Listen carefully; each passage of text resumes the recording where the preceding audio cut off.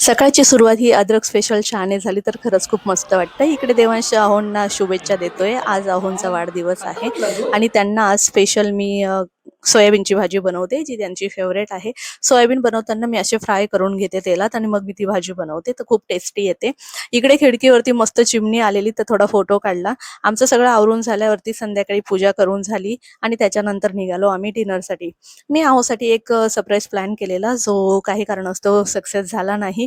त्याच्यानंतर मग मी बी प्लॅन केला. मी आईला आणि दिराला आणि जावेला तिघांना मी हॉटेलला बोलवलं डायरेक्ट जेवायला. आणि जेवायला आल्यानंतर त्यांना ही जेवण तिकडे खूप आवडलं.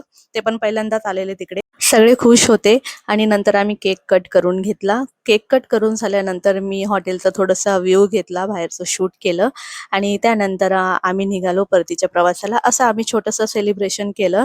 कसं वाटलं तुम्हाला सेलिब्रेशन? चला भेटूया नेक्स्ट व्लॉगमध्ये. बाय.